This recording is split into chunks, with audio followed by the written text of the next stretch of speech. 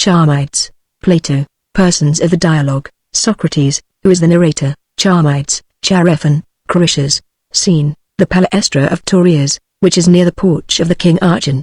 Yesterday evening I returned from the army at Potidea, and having been a good while away, I thought that I should like to go and look at my old haunts. So I went into the palestra of Taurias, which is over against the temple adjoining the porch of the king Archon, and there I found a number of persons, most of whom I knew, but not all. My visit was unexpected, and no sooner did they see me entering than they saluted me from afar on all sides, and Charephon, who is a kind of madman, started up and ran to me, seizing my hand, and saying, "How did you escape, Socrates?" I should explain that an engagement had taken place at Potidea not long before we came away, of which the news had only just reached Athens. "You see," I replied, "that here I am."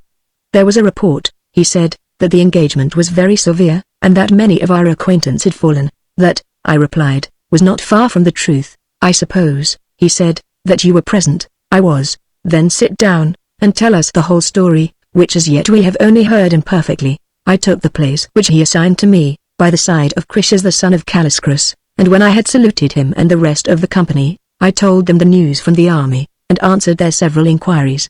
Then, when there had been enough of this, I, in my turn, began to make inquiries about matters at home, about the present state of philosophy, and about the youth. I asked whether any of them were remarkable for wisdom or beauty, or both. Critias, glancing at the door, invited my attention to some youths who were coming in, and talking noisily to one another, followed by a crowd. "Of the beauties, Socrates," he said, "I fancy that you will soon be able to form a judgment.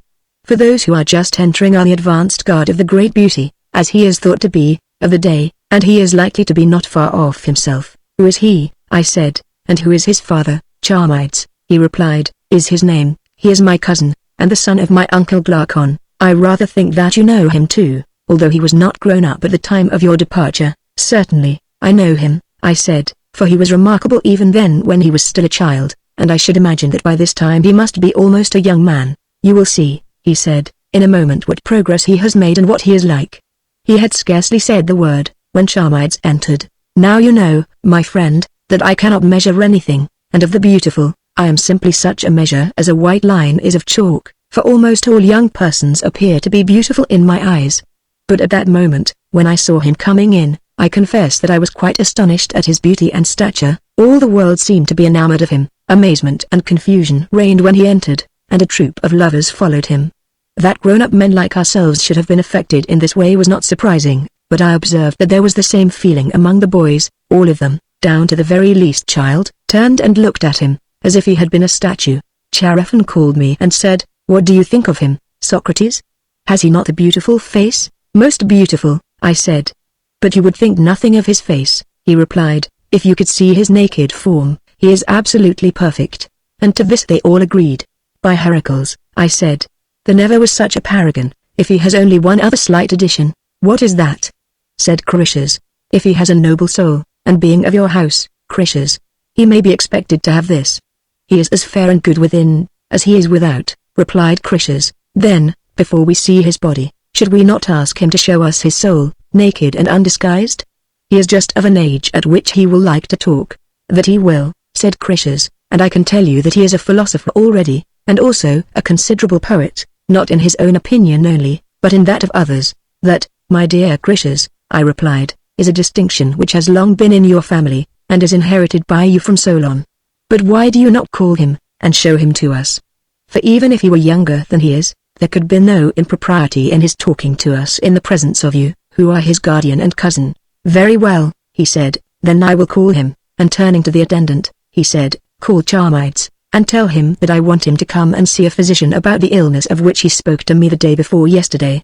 Then again addressing me, he added, "He has been complaining lately of having a headache when he rises in the morning. Now why should you not make him believe that you know a cure for the headache?" "Why not?" I said, "but will he come?" "He will be sure to come," he replied. He came as he was bidden, and sat down between Critias and me. Great amusement was occasioned by everyone pushing with might and main at his neighbor in order to make a place for him next to themselves, until at the two ends of the row one had to get up and the other was rolled over sideways. Now I, my friend, was beginning to feel awkward. My former bold belief in my powers of conversing with him had vanished. and when Critias told him that I was the person who had the cure, he looked at me in such an indescribable manner, and was just going to ask a question. And at that moment all the people in the palestra crowded about us, and, oh rare! I caught a sight of the inwards of his garment, and took the flame. Then I could no longer contain myself. I thought how well Cydias understood the nature of love, when, in speaking of a fair youth, he warned someone not to bring the fawn in the sight of the lion to be devoured by him, for I felt that I had been overcome by a sort of wild beast appetite. But I controlled myself, and when he asked me if I knew the cure of the headache, I answered, but with an effort, that I did know. "And what is it?" he said. I replied that it was a kind of leaf, which required to be accompanied by a charm, and if a person would repeat the charm at the same time that he used the cure, he would be made whole, but that without the charm the leaf would be of no avail. "Then I will write out the charm from your dictation," he said. "With my consent?" I said, "or without my consent?" "With your consent, Socrates," he said, laughing. "Very good," I said, "and are you quite sure that you know my name?" "I ought to know you," he replied, "for there is a great deal said about you among my companions, and I remember when I was a child seeing you in company with my cousin Critias." "I am glad to find that you remember me," I said, "for I shall now be more at home with you and shall be better able to explain the nature of the charm, about which I felt a difficulty before. For the charm will do more, Charmides, than only cure headache.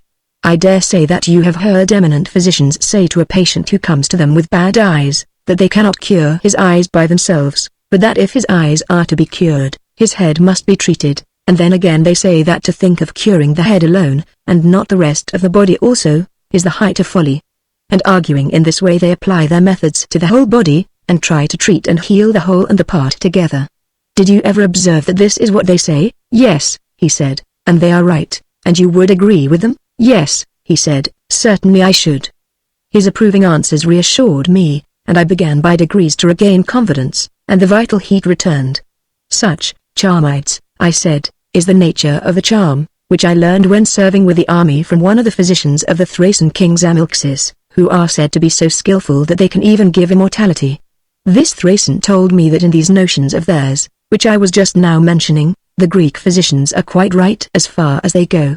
But Zamilxis, he added, our king, who is also a god, says further, that as you ought not to attempt to cure the eyes without the head, or the head without the body, so neither ought you to attempt to cure the body without the soul, and this, he said, is the reason why the cure of many diseases is unknown to the physicians of Hellas, because they are ignorant of the whole, which ought to be studied also, for the part can never be well unless the whole is well. For all good and evil, whether in the body or in human nature, originates, as he declared, in the soul, and overflows from thence, as if from the head into the eyes. And therefore if the head and body are to be well, you must begin by curing the soul, that is the first thing. And the cure, my dear youth, has to be effected by the use of certain charms, and these charms are fair words, and by them temperance is implanted in the soul, and where temperance is, the health is speedily imparted, not only to the head, but to the whole body. And he who taught me the cure and the charm at the same time added a special direction. Let no one, he said, persuade you to cure the head, until he has first given you his soul to be cured by the charm. For this, he said, is the great terror of our day in the treatment of the human body, that physicians separate the soul from the body. And he added with emphasis, at the same time making me swear to his words, let no one, however rich, or noble, or fair, persuade you to give him the cure, without the charm. Now I have sworn, and I must keep my oath, and therefore if you will allow me to apply the Thracian charm first to your soul, as the stranger directed, I will afterwards proceed to apply the cure to your head.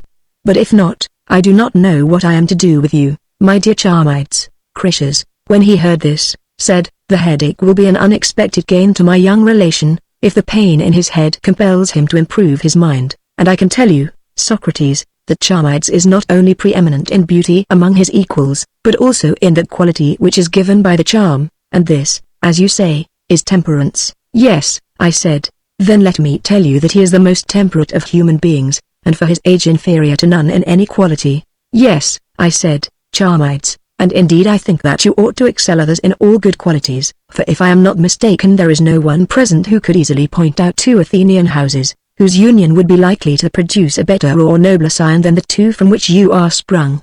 There is your father's house, which is descended from Critias the son of Dropidas, whose family has been commemorated in the panegyrical verses of Anacreon, Solon, and many other poets, as famous for beauty and virtue and all other high fortune, and your mother's house is equally distinguished, for your maternal uncle, Pyralamps, is reputed never to have found his equal, in Persia at the court of the great king, or on the continent of Asia, in all the places to which he went as ambassador, for stature and beauty, that whole family is not a whit inferior to the other. Having such ancestors you ought to be first in all things, and, sweet son of Glaucon, your outward form is no dishonor to any of them. If to beauty you add temperance, and if in other respects you are what Croesus declares you to be, then, dear Charmides, blessed art thou, in being the son of thy mother.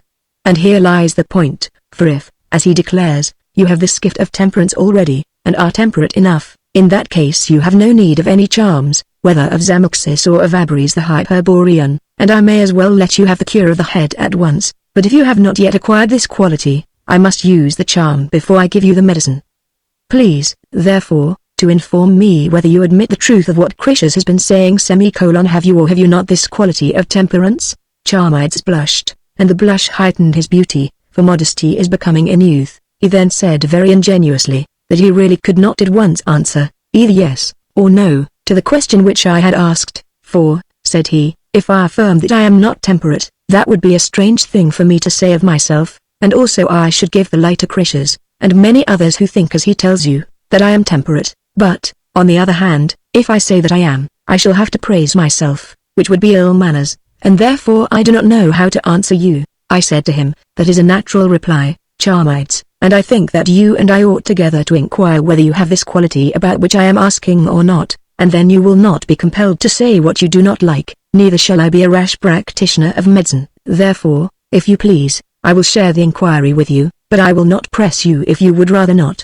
There is nothing which I should like better, he said, and as far as I am concerned you may proceed in the way which you think best. I think, I said, that I had better begin by asking you a question, for if temperance abides in you, you must have an opinion about her, she must give some intimation of her nature and qualities, which may enable you to form a notion of her. Is not that true? Yes, he said, that I think is true. You know your native language, I said, and therefore you must be able to tell what you feel about this. Certainly, he said. In order, then, that I may form a conjecture whether you have temperance abiding in you or not, tell me, I said, what, in your opinion, is temperance? At first he hesitated, and was very unwilling to answer. Then he said that he thought temperance was doing things orderly and quietly, such things for example as walking in the streets, and talking, or anything else of that nature. In a word, he said, I should answer that, in my opinion, temperance is quietness. Are you right, Charmides? I said. No doubt some would affirm that the quiet are the temperate, but let us see whether these words have any meaning, and first tell me whether you would not acknowledge temperance to be of the class of the noble and good? Yes. But which is best when you are at the writing masters, to write the same letters quickly or quietly, quickly, and to read quickly or slowly, quickly again, and in playing the lyre, or wrestling, quickness or sharpness are far better than quietness and slowness? Yes. And the same holds in boxing and in the pancratium? Certainly. And in leaping and running and in bodily exercises generally, quickness and agility are good, slowness, and inactivity, and quietness, are bad? That is evident. Then, I said, in all bodily actions, not quietness, but the greatest agility and quickness, is noblest and best? Yes, certainly. And is temperance a good? Yes. Then, in reference to the body, not quietness, but quickness will be the higher degree of temperance, if temperance is a good? True, he said. And which, I said, is better, facility in learning, or difficulty in learning? Facility. Yes, I said, and facility in learning is learning quickly, and difficulty in learning is learning quietly and slowly? True. And is it not better to teach another quickly and energetically, rather than quietly and slowly? Yes. And which is better, to call to mind, and to remember, quickly and readily, or quietly and slowly? The former. And is not shrewdness a quickness or cleverness of the soul, and not a quietness? True. And is it not best to understand what is said, whether at the writing masters or the music masters, or anywhere else, not as quietly as possible, but as quickly as possible? Yes. And in the searchings or deliberations of the soul, not the quietest, as I imagine, and he who with difficulty deliberates and discovers, is thought worthy of praise, but he who does so most easily and quickly? Quite true, he said. And in all that concerns either body or soul, swiftness and activity are clearly better than slowness and quietness? Clearly they are. Then temperance is not quietness, nor is the temperate life quiet, certainly not upon this view, for the life which is temperate is supposed to be the good. And of two things, one is true, either never, or very seldom, do the quiet actions in life appear to be better than the quick and energetic ones, or supposing that of the nobler actions, there are as many quiet, as quick and vehement, still, even if we grant this, temperance will not be acting quietly any more than acting quickly and energetically, either in walking or talking or in anything else, nor will the quiet life be more temperate than the unquiet, seeing that temperance is admitted by us to be a good and noble thing, and the quick have been shown to be as good as the quiet. I think, he said, Socrates, that you are right. Then once more, Charmides, I said, fix your attention, and look within, consider the effect which temperance has upon yourself, and the nature of that which has the effect. Think over all this, and, like a brave youth, tell me what is temperance? After a moment's pause, in which he made a real manly effort to think, he said, my opinion is, Socrates, that temperance makes a man ashamed or modest, and that temperance is the same as modesty. Very good, I said, and did you not admit, just now, that temperance is noble? Yes, certainly, he said. And the temperate are also good? Yes. And can that be good which does not make men good? Certainly not. And you would infer that temperance is not only noble, but also good? That is my opinion. Well, I said. But surely you would agree with Homer when he says, modesty is not good for a needy man? Yes, he said, I agree. Then I suppose that modesty is and is not good? Clearly, but temperance, whose presence makes men only good, and not bad, is always good. That appears to me to be as you say. And the inference is that temperance cannot be modesty if temperance is a good, and if modesty is as much an evil as a good. All that, Socrates, appears to me to be true, but I should like to know what you think about another definition of temperance, which I just now remember to have heard from someone, who said, that temperance is doing our own business. Was he right who affirmed that? You monster. I said, this is what Critias, or some philosopher has told you. Someone else, then, said Critias, for certainly I have not. But what matter, said Charmides, from whom I heard this. No matter at all, I replied, for the point is not who said the words, but whether they are true or not. For you are in the right, Socrates, he replied. To be sure, I said, yet I doubt whether we shall ever be able to discover their truth or falsehood, for they are a kind of riddle. What makes you think so? He said, because, I said, he who uttered them seems to me to have meant one thing, and said another.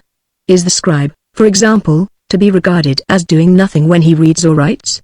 I should rather think that he was doing something. And does the scribe write or read, or teach you boys to write or read, your own names only, or did you write your enemies' names as well as your own and your friends, as much one as the other? And was there anything meddling or intemperate in this? Certainly not. And yet if reading and writing are the same as doing, you were doing what was not your own business? But they are the same as doing, and the healing art, my friend, and building, and weaving, and doing anything whatever which is done by art, these all clearly come under the head of doing? Certainly. And do you think that a state would be well ordered by a law which compelled every man to weave and wash his own coat, and make his own shoes, and his own flask and strigil, and other implements, on this principle of everyone doing and performing his own, and abstaining from what is not his own? I think not, he said. But, I said, a temperate state will be a well-ordered state. Of course, he replied. Then temperance, I said, will not be doing one's own business, not at least in this way, or doing things of this sort? Clearly not. Then, as I was just now saying, he who declared that temperance is a man doing his own business had another and a hidden meaning, for I do not think that he could have been such a fool as to mean this. Was he a fool who told you, Charmides? Nay, he replied, I certainly thought him a very wise man. Then I am quite certain that he put forth his definition as a riddle, thinking that no one would know the meaning of the words doing his own business. I dare say, he replied. And what is the meaning of man doing his own business? Can you tell me? Indeed, I cannot, and I should not wonder if the man himself who used this phrase did not understand what he was saying. Whereupon he laughed slyly, and looked at Critias. Critias had long been showing uneasiness, for he felt that he had a reputation to maintain with Charmides and the rest of the company. He had, however, hitherto managed to restrain himself, but now he could no longer forbear, and I am convinced of the truth of the suspicion which I entertained at the time, that Charmides had heard this answer about temperance from Critias. And Charmides, who did not want to answer himself, but to make Critias answer, tried to stir him up. He went on pointing out that he had been refuted, at which Critias grew angry, and appeared, as I thought, inclined to quarrel with him, just as a poet might quarrel with an actor who spoiled his poems in repeating them. So he looked hard at him and said, "Do you imagine, Charmides, that the author of this definition of temperance did not understand the meaning of his own words, because you do not understand them? Why, at his age," I said, "most excellent Critias, he can hardly be expected to understand, but you, who are older, and have studied, may well be assumed to know the meaning of them, and therefore, if you agree with him, and accept his definition of temperance, I would much rather argue with you than with him about the truth or falsehood of the definition." "I entirely agree," said Critias, "and accept the definition." "Very good," I said, "and now let me repeat my question. Do you admit, as I was just now saying, that all craftsmen make or do something?" "I do." "And do they make or do their own business only, or that of others also?" "They make or do that of others also." "And are they temperate, seeing that they make not for themselves or their own business only?" "Why not?" He said. "No objection on my part," I said, "but there may be a difficulty on his who proposes as a definition of temperance, doing one's own business, and then says that there is no reason why those who do the business of others should not be temperate. Nay, the English reader has to observe that the word make, Greek, in Greek, has also the sense of do, Greek," said he. "Did I ever acknowledge that those who do the business of others are temperate?" I said, "Those who make, not those who do." "What?" I asked. "Do you mean to say that doing and making are not the same?" "No more," he replied, "than making or working are the same. Thus much I have learned from Hesiod, who says that work is no disgrace. Now do you imagine that if he had meant by working and doing such things as you were describing, he would have said that there was no disgrace in them, for example, in the manufacture of shoes, or in selling pickles, or sitting for hire in a house of ill fame? That, Socrates, is not to be supposed, but I conceive him to have distinguished making from doing and work, and, while admitting that the making anything might sometimes become a disgrace, when the employment was not honorable, to have thought that work was never any disgrace at all. For things nobly and usefully made he called works, and such makings he called workings, and doings, and he must be supposed to have called such things only man's proper business, and what is hurtful, not his business, and in that sense Hesiod, and any other wise man, may be reasonably supposed to call him wise who does his own work." "O Critias," I said, "no sooner had you opened your mouth, than I pretty well knew that you would call that which is proper to a man, and that which is his own, good, and that the makings, Greek, of the good you would call doings, Greek, for I am no stranger to the endless distinctions which Prodicus draws about names. Now I have no objection to your giving names any signification which you please, if you will only tell me what you mean by them. Please then to begin again, and be a little plainer. Do you mean that this doing or making, or whatever is the word which you would use, of good actions, is temperance?" "I do," he said. "Then not he who does evil, but he who does good, is temperate?" "Yes," he said, "and you, friend, would agree, no matter whether I should or not, just now, not what I think, but what you are saying, is the point at issue." "Well," he answered, "I mean to say, that he who does evil, and not good, is not temperate, and that he is temperate who does good, and not evil, for temperance I define in plain words to be the doing of good actions, and you may be very likely right in what you are saying, but I am curious to know whether you imagine that temperate men are ignorant of their own temperance." "I do not think so," he said. "And yet were you not saying, just now, that craftsmen might be temperate in doing another's work, as well as in doing their own?" "I was," he replied, "but what is your drift?" "I have no particular drift, but I wish that you would tell me whether a physician who cures a patient may do good to himself and good to another also?" "I think that he may, and he who does so does his duty." "Yes, and does not he who does his duty act temperately or wisely?" "Yes, he acts wisely." "But must the physician necessarily know when his treatment is likely to prove beneficial, and when not? Or must the craftsman necessarily know when he is likely to be benefited, and when not to be benefited, by the work which he is doing?" "I suppose not." "Then," I said, "he may sometimes do good or harm, and not know what he is himself doing, and yet, in doing good, as you say, he has done temperately or wisely. Was not that your statement?" "Yes." "Then, as would seem, in doing good, he may act wisely or temperately, and be wise or temperate, but not know his own wisdom or temperance?" "But that, Socrates," he said, "is impossible, and therefore if this is, as you imply, the necessary consequence of any of my previous admissions, I will withdraw them, rather than admit that a man can be temperate or wise who does not know himself, and I am not ashamed to confess that I was in error. For self-knowledge would certainly be maintained by me to be the very essence of knowledge, and in this I agree with him who dedicated the inscription, "Know thyself," at Delphi. That word, if I am not mistaken, is put there as a sort of salutation which the god addresses to those who enter the temple, as much as to say that the ordinary salutation of hail is not right, and that the exhortation be temperate would be a far better way of saluting one another. The notion of him who dedicated the inscription was, as I believe, that the god speaks to those who enter his temple, not as men speak, but, when a worshipper enters, the first word which he hears is "be temperate."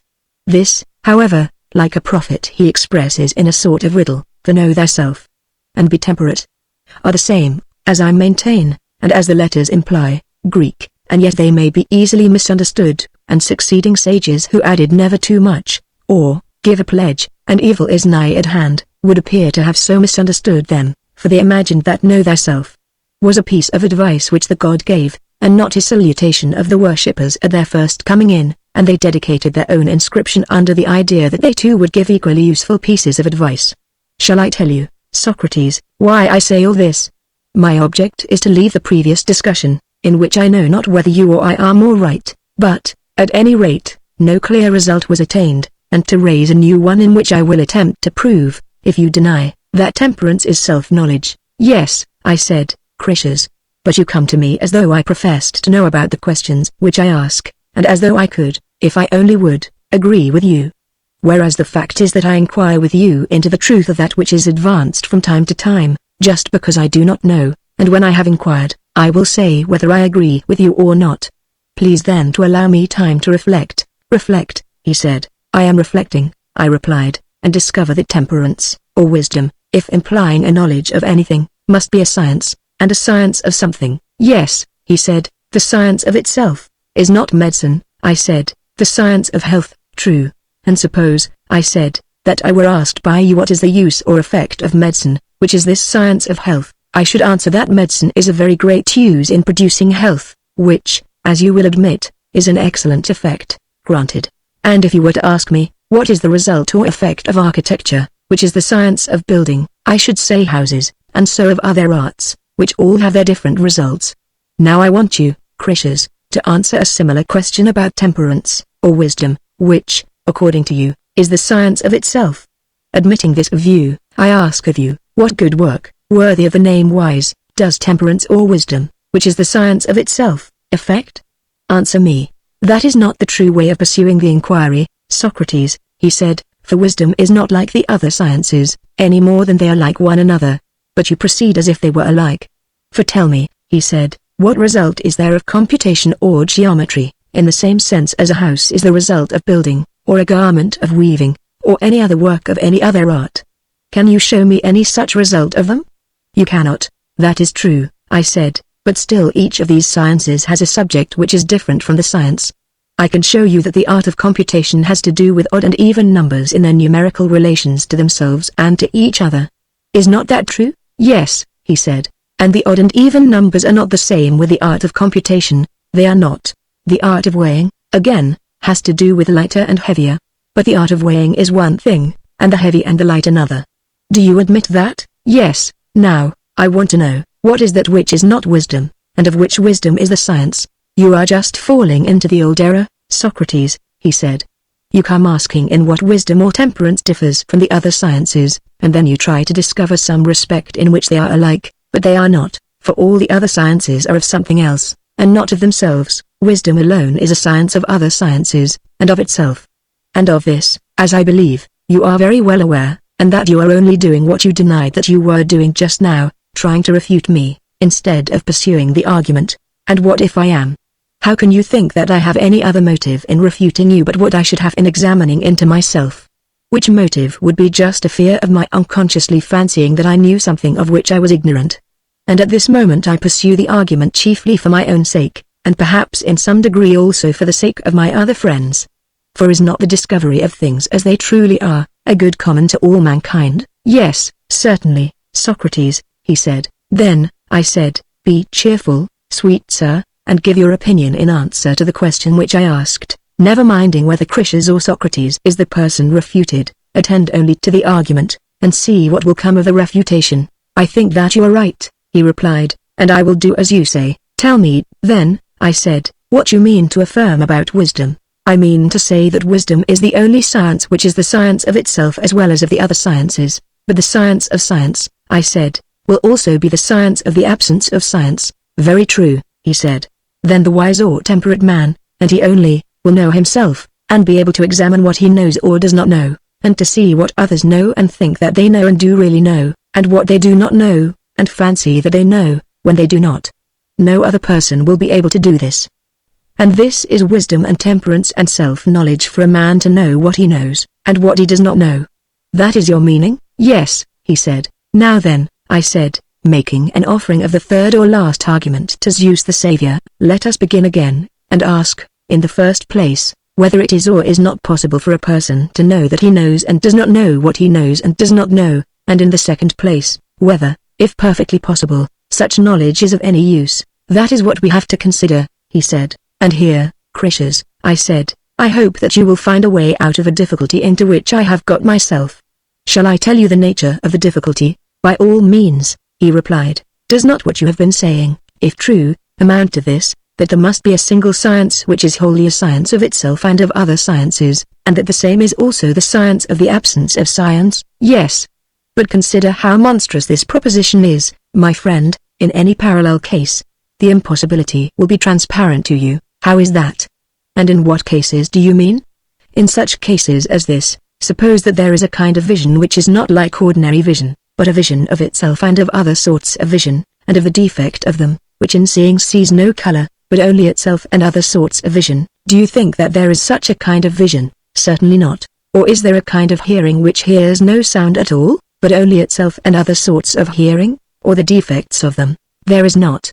Or take all the senses. Can you imagine that there is any sense of itself and of other senses, but which is incapable of perceiving the objects of the senses? I think not. Could there be any desire which is not the desire of any pleasure, but of itself, and of all other desires? Certainly not. Or can you imagine a wish which wishes for no good, but only for itself and all other wishes? I should answer, number. Or would you say that there is a love which is not the love of beauty, but of itself and of other loves? I should not. Or did you ever know of a fear which fears itself or other fears, but has no object of fear? I never did, he said. Or of an opinion which is an opinion of itself and of other opinions, and which has no opinion on the subjects of opinion in general? Certainly not.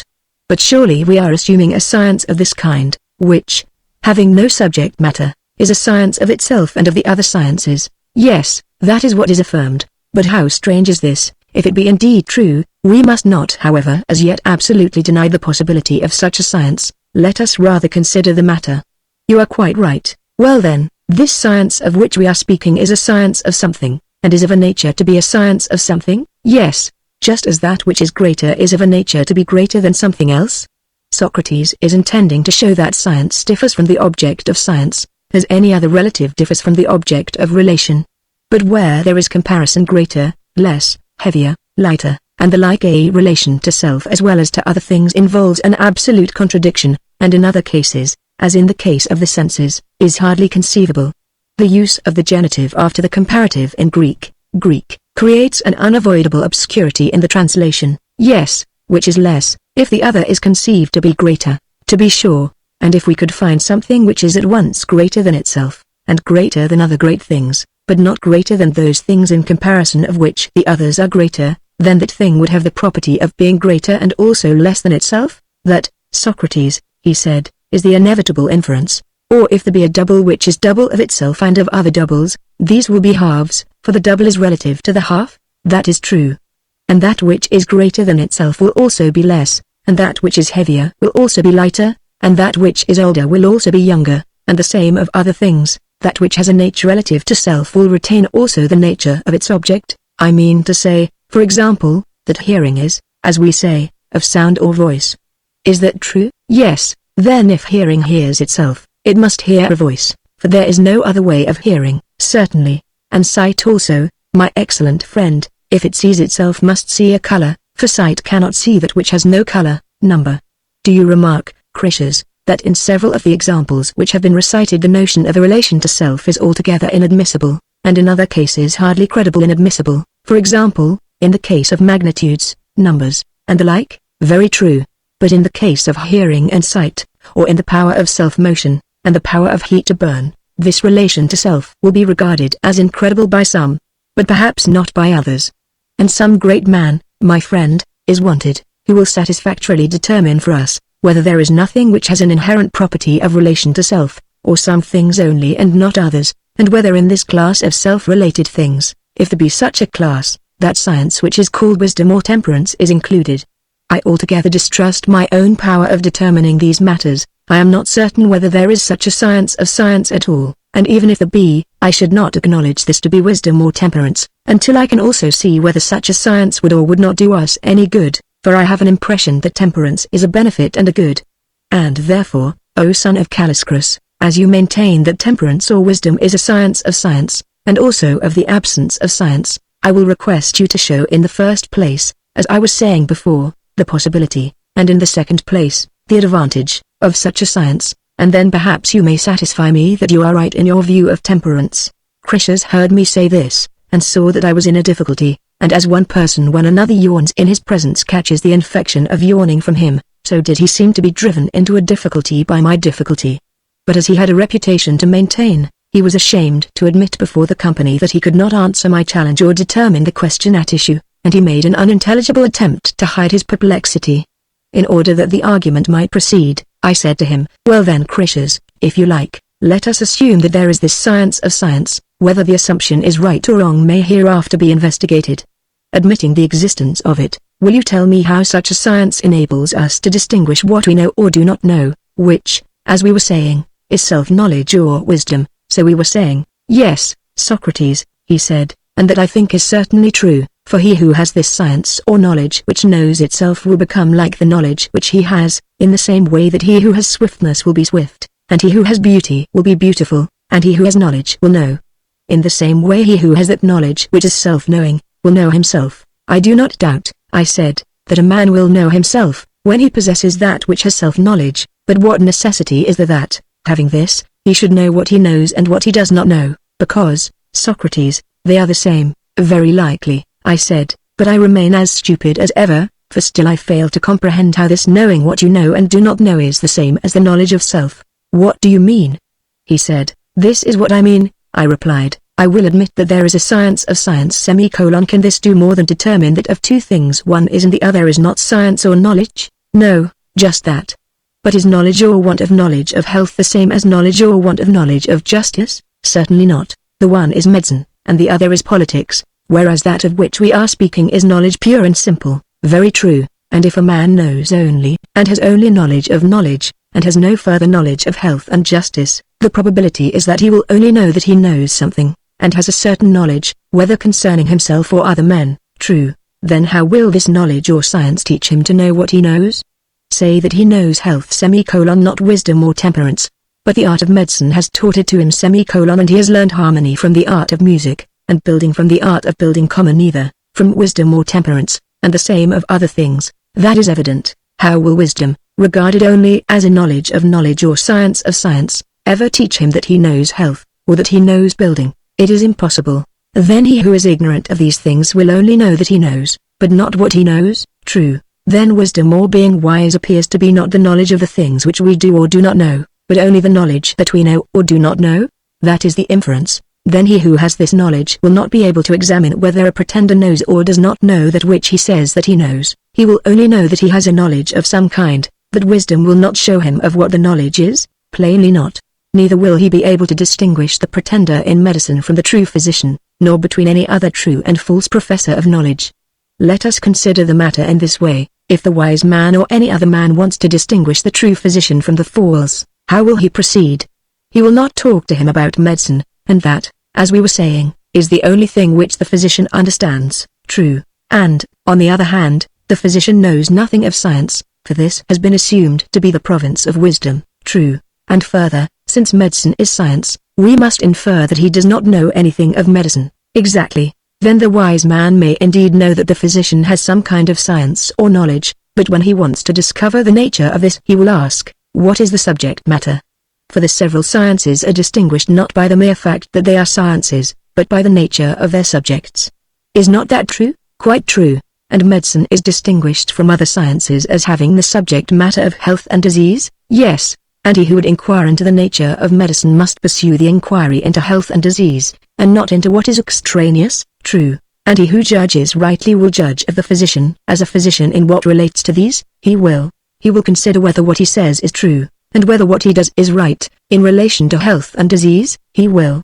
But can anyone attain the knowledge of either unless he have a knowledge of medicine? He cannot. No one at all, it would seem, except the physician can have this knowledge, and therefore not the wise man. He would have to be a physician as well as a wise man. Very true. Then, assuredly, wisdom or temperance, if only a science of science, and of the absence of science or knowledge, will not be able to distinguish the physician who knows from one who does not know but pretends or thinks that he knows, or any other professor of anything at all. Like any other artist, he will only know his fellow in art or wisdom, and no one else. That is evident, he said.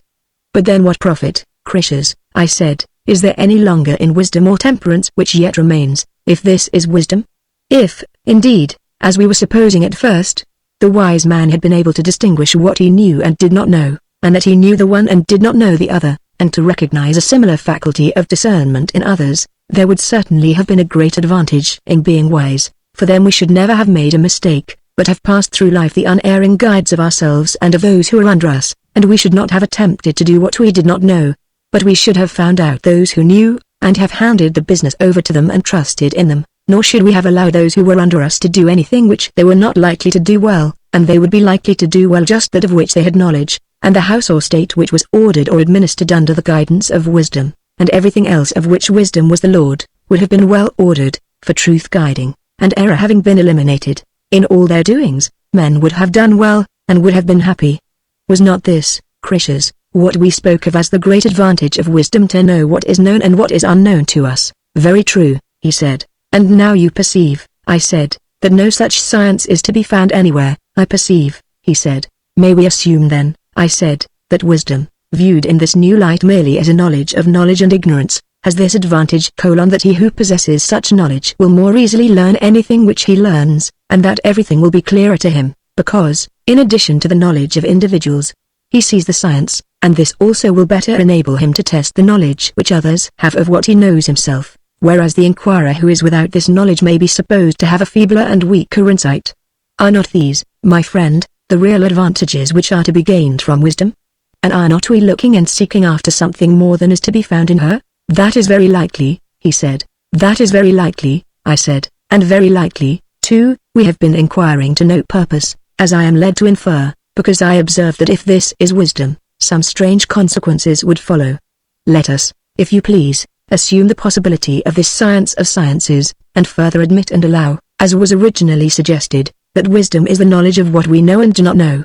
Assuming all this, still, upon further consideration, I am doubtful, Critias, whether wisdom, such as this, would do us much good.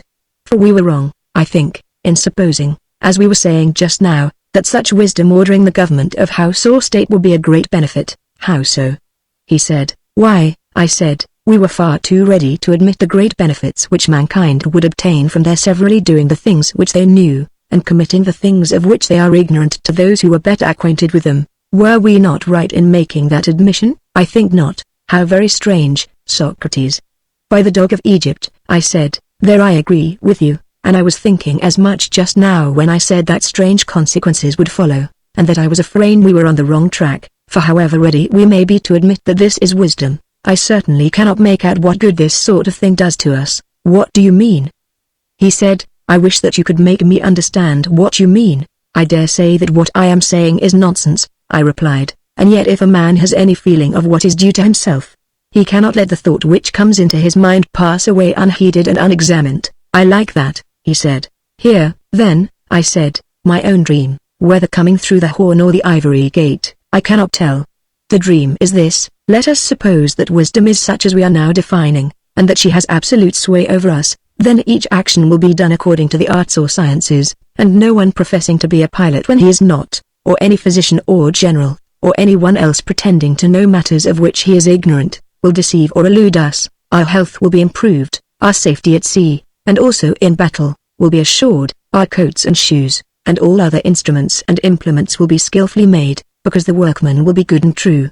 Aye, and if you please, you may suppose that prophecy, which is the knowledge of the future, will be under the control of wisdom, and that she will deter deceivers and set up the true prophets in their place as the revealers of the future. Now I quite agree that mankind, thus provided, would live and act according to knowledge, for wisdom would watch and prevent ignorance from intruding on us.